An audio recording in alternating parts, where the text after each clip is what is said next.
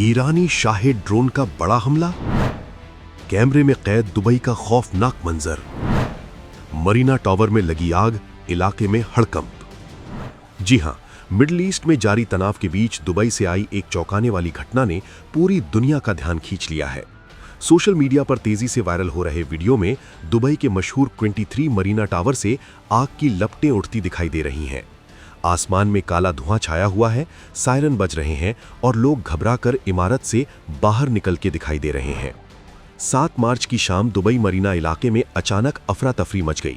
ये इलाका दुबई के सबसे लग्जरी और भीड़भाड़ वाले इलाकों में से एक माना जाता है। यहाँ मौजूद 23 मरीना टावर दुनिया की सबसे ऊंची रिहायशी इमारतों में गिना जाता है। लगभग 90 मंजिला ये गगनचुंबी इमारत करीब 1280 फीट ऊंची है और दुबई की आधुनिक पहचान का प्रतीक मानी जाती है।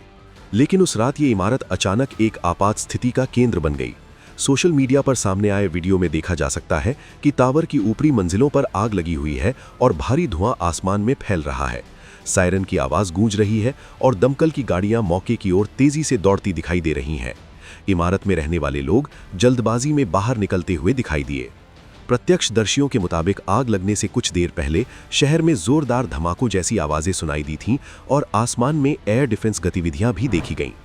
बस यहीं से सोशल मीडिया पर अटकलों का दौर शुरू हो गया।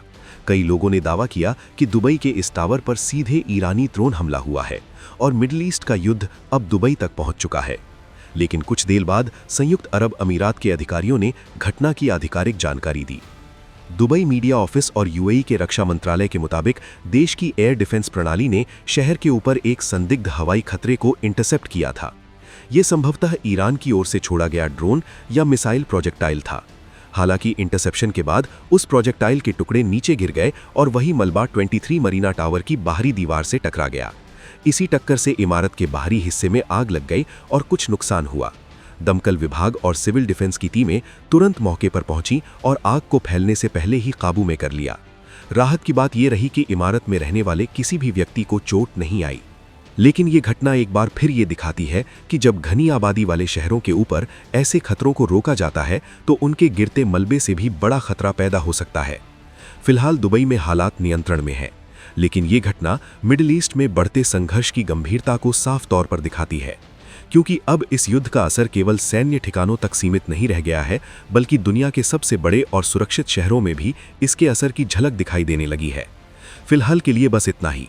बाकी अपडेट के लिए बने रहिए वन इंडिया हिंदी के साथ। Subscribe to One India and never miss an update.